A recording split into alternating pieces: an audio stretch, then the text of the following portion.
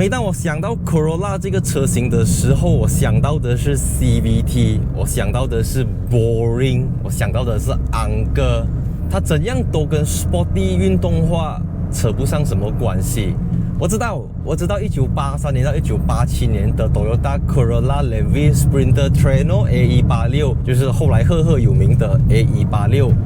但随着时代的演变，现在的 Corolla 变成是昂哥的车了。这个是全新的 Toyota GR Corolla， 它不是 Corolla GR Sport 还是 Corolla GRS 啊，这个是真假100%的纯 GR 车型，是继 GR Supra、GR Yaris、GR86 之后第4款纯正的 GR 车型。那在马来西亚的售价从355千起，兰高域214千起。这个车型很特别的，就是因为呢 ，GR Supra 跟 GR86 是属于 global model， 在全世界大部分的国家都买得到。但 GR Yaris 跟 GR Corolla 就有一点特别，因为在美国，在北美市场是没有卖 GR Yaris 的，然后在欧洲市场是没有卖 GR Corolla 的。Toyota Japan 是把它定位为一个主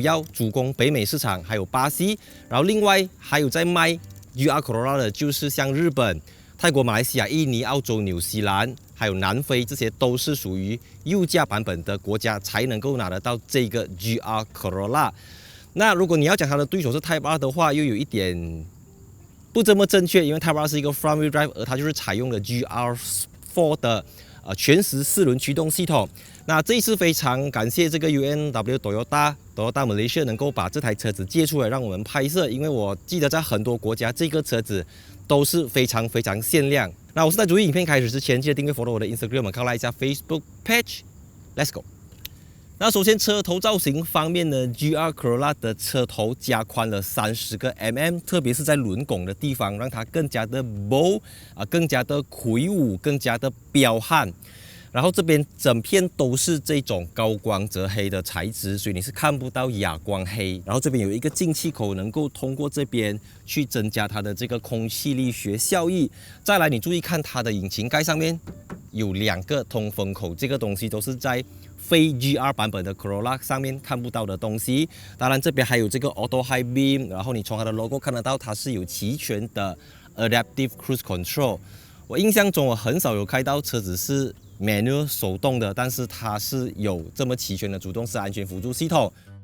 GR Corolla 跟1210 Corolla 一样，都是基于 TNGA-C 平台打造，轴距同样是2640 mm， 比 GR Yaris 长了80个 mm。但 GR Yaris 是一个3门座的车型，车头是 TNGA-B， 车尾是 TNGA-C， 它就是100%的 TNGA-C， 所以它会比 GR Yaris 更加的实用，因为毕竟多了2个车门。但就特别性来讲 ，GR Yaris 的价值还是比较，就怎么讲，它的这个特殊性还是比较高的。但从侧面你可能觉得它就是一个加了 Body Kit 外装套件的 Corolla Hatchback， 但你这样子看的话，整片都是 Carbon Fiber Reinforced Plastic 碳纤维复合式材质的车顶，就跟 GR Yaris 一样，它能够降低车子的重心。然后整片碳纤维车顶也不是你在后期能够随便去改装的东西。当然，这个尾翼就没有什么特别，就不是说很大片、很暴力式的那一种。当然，这个车子最大的卖点并不是在于它的轴距多长，还是底盘构造，而是在于它的前轴、后轴，还有它的刹车盘到底有什么特别。马来西亚版本的 GR Corolla 采用235/40R18的 Yokohama Avant Apex 轮胎，这是一个高性能轮胎。然后再来这边用的是红色的刹车卡钳，前面是 4 piston brake caliper 4活塞刹车卡钳，后面是双活塞刹车卡钳。然后它用的是一个亮黑色的轮圈。GR Corolla 标配了 Torsten Slip Differential 限滑差速器。这个 GR4 系统能够让它去分配 torque distribution 扭力的传输，默认是前面60，后面40。它虽然是一个 all-wheel drive， 可是它能够根据不同的驾驶模式，或者你主动去调整。我们来看看它的心脏，就跟 GR Yaris 一样，它采用了代号 G16EGTS 的 1.6 litre 3气缸 turbo 引擎。它搭配 6-speed manual gearbox， 还有300 PS 跟370 Nm， 比 GR Yaris 多了59个 PS 和10个 Nm。所以如果以马来西亚的竞争对手来看，就是 Golf R， Golf R 2.0L Turbo 4气缸，有320 PS 跟400 Nm，因为它们同样是4轮驱动的 Hot Hatch， 那它355千，那本地组装的 Golf R 大概是330千到350千，所以这个动力就是一个更加暴力的 GR Yaris， 但是开起来不会说特别的有力，因为车子的轴距车重也比 GR Yaris 还要相对来的重这样子啦。马来西亚版本的 GR Corolla 只有4个配色 ：Precious Metal、Black、Super White 2、超级白2，还有这个 Emotional Red 2。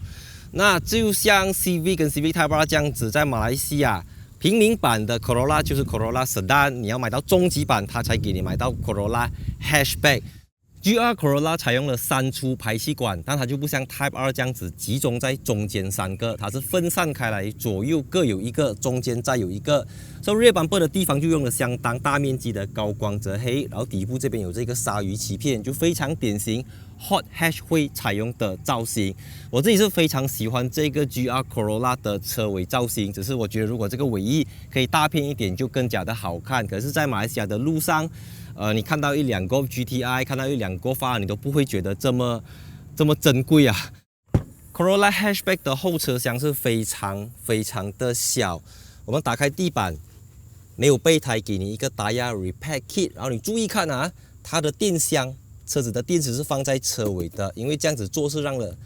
为了能够让它的重量分配更加的平均。所以如果你打开一个 Corolla Hatchback， 后面你看不到电箱，那它就是假的 GR Corolla， 不是 GR Sport 啊 ，right， 把它关起来，有没有 Power Tailgate？ 哎呀 ，Who cares？ 除了电箱的位置不一样之外呢，在后座这边也多了2个 bracket， 2个锚定这边，因为它多了一支的这个 Anti-Roll Bar 后防倾杆，这个也是普通版的 Corolla 没有的东西。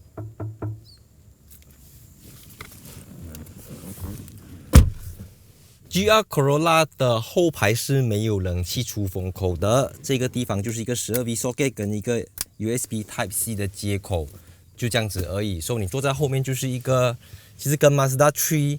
Hatchback 差不多啦，比 Mazda 3可能大一点点而已。然后椅背的倾斜程度是可以调一个 stage， 一个 stage，OK， 它只有一个 stage， 还是不能够调整倾斜程度的。这边有一个 armrest， 2个杯架这样子，然后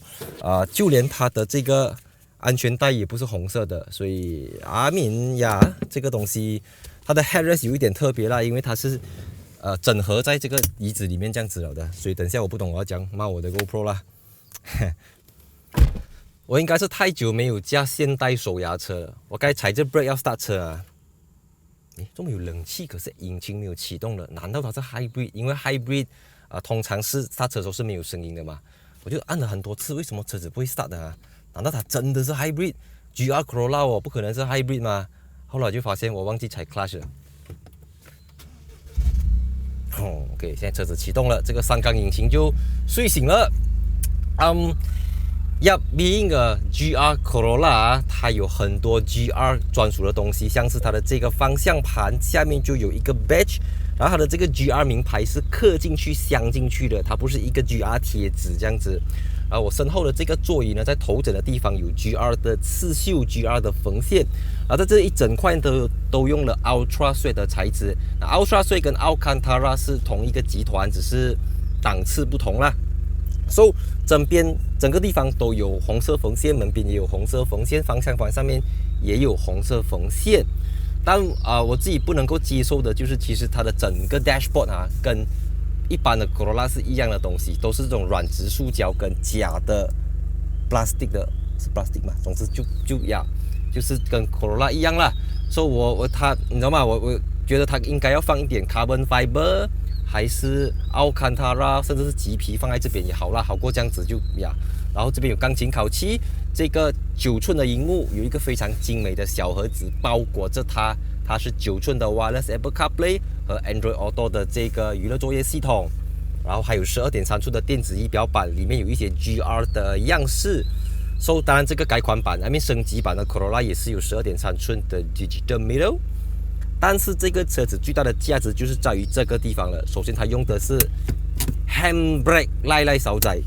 可以透过这个旋钮可以去选择分配前后的扭矩分配，再来这边有6速的 manual gearbox 手排变速箱。那传闻中 Toyota 即将要为 GR Corolla 提供 XP Automatic Gearbox 的自动变速箱版本，但目前是只有 6MT 啦。主动式安全辅助系统没有得挑剔，有 Blind Spot Monitoring、Adaptive Cruise Control 跟车系统它都有，但是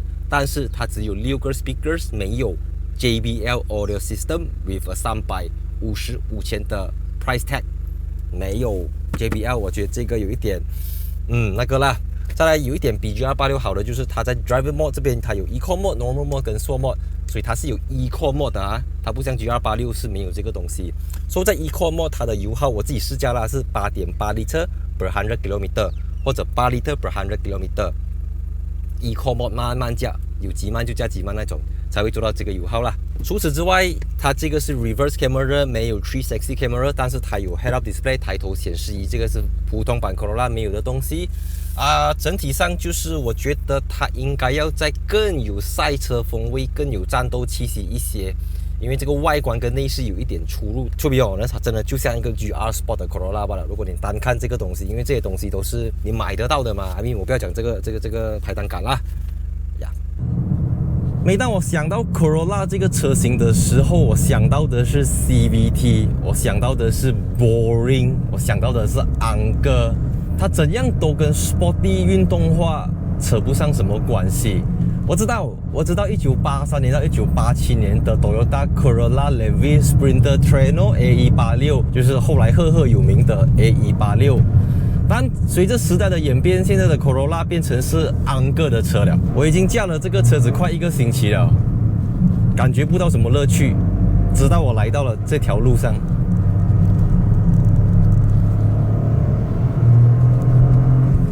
虽然只有 1.6 liter 3-cylinder turbo， 但是这个 GR Corolla 呢，它有300个 PS 跟370 Nm， 所以通常是 2.0 turbo 做到的事情。I mean， 就算是 Golf GTI 也是245匹而已。所以这个 GR Corolla 呢，小刀真的是巨大数。当然这个就是 GR Yaris 的那具引擎，所以我现在去到 Sport 模式，然后我就把 GR4 切换去前面30，后面70，我们来看一下它的表现怎么样。它有 Auto Bleed 的功能这个 IMT， 它的 Downshift 的时候会自动补油，你不需要自己去练耿直动作。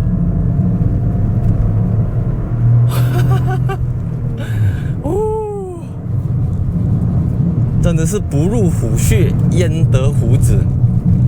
你没有把这种 WRC 血统的拉力赛车带到来蜿蜒弯曲的山路，你只是在一般的小路 highway 是，它根本你觉得355千是 over 到不能再 overprice 了。可是当你一来到这边，你就会知道什么叫做驾驶乐趣啊！你会重新定义一个 1.6 turbo 引擎可以办到的事情。它让我重新定义了 Corolla 这个字在我脑海中的印象。以后我想到 Corolla， 我不再只会想到 CVT、Hybrid、ACVT、省油、很安静，我不再想到这些东西。我想到的是 Corolla 可以去到什么程度，这个 TNGA-C 去到300匹，它驾起来的感受是怎样子。那我觉得 TNGA-C 这个东西呢，它的驾驶视野非常的好，你可以看到它的整个中控台偏低，然后这边这块镜子呢，就整个视觉感非常的好。它不像一些双门Coupe，有时候你可能车子好驾，可是你的视野不好，它就间接影响你在驾驶的时候没有这么有信心。我觉得你真的是，你知道吗？整个行车视野非常的辽阔，路很烂。一般上我们在 TNGA-C 我们在Lexus Toyota 的车型，我们强调的都是smooth 舒服。然后每一次讲 Toyota， 我都要讲Toyota 是给那些知道自己想要什么他们不要像欧系车这样什么 Zero Class， 他们要比较亲民的保养费等等，所以他们就选择 Toyota， 选择 Lexus。可是 GR Corolla 就不是这么一回事。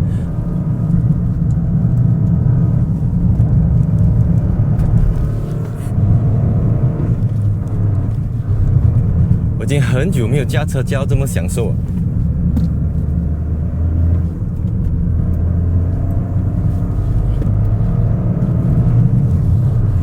真的。我已经很久没有这种打从心底、发自内心的觉得，This is the car I want。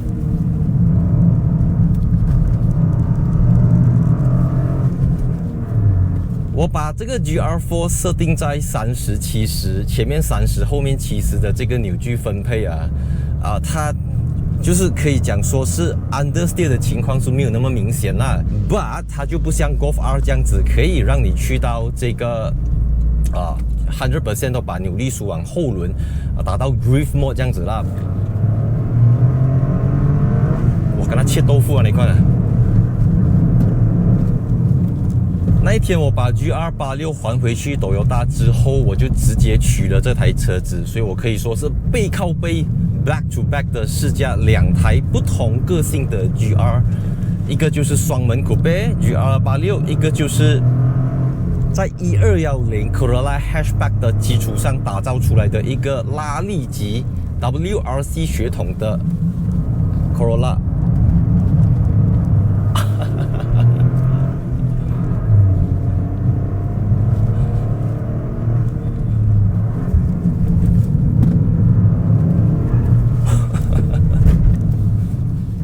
那天有人问我，你驾了 GR Corolla 之后，跟 GR86 比起来怎么样？我必须坦白讲我自己当然是比较喜欢86啦，而且那个价钱也比它便宜一点点。因为86车身比较短，比较利落所以你在驾起来的时候，你会觉得人车合一那种感觉，而且它是100% 后轮驱动，所以你很容易就能够 oversteer 做一些疯狂的事情。那这个车子我不喜欢它的地方就是，我觉得它的 ride height 太高了，你整个人的坐姿就它高到你会觉得我好像就在驾着一辆1210 hatchback。That's it。尤其我在 highway 长途开着 ACC Eco Mode 的时候，我甚至不觉得自己在开着一个100% 的 GR 车型，它就好像一个 GR Sport with 300个 PS 的动力这样子。但是我开了1个星期过后，然后我又上山，你知道吗？在蜿蜒的山路、崎岖不平的道路上面，然后有时候甚至抓地力不好的情况下，去开它的 GR4， 感受一下 Torsion Limited Slip Differential， 感受一下它的整个4轮驱动系统，我就知道它美妙之处了，就是它让你用自己的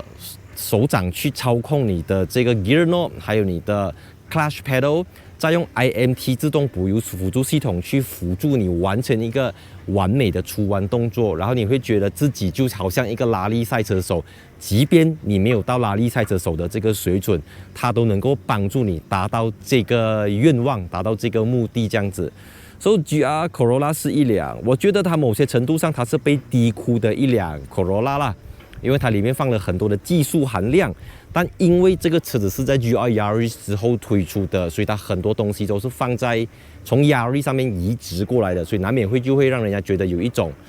就它没有这么wow 了啦。你想象一下，当时候 GR Yaris 出来的时候，对全世界的 Hot Hatch 界造成的轰动是怎么样？那上来了，我现在云顶我现在云顶啦，接下来我就进入传统的 GR Corolla 试驾影片 ，Let's go。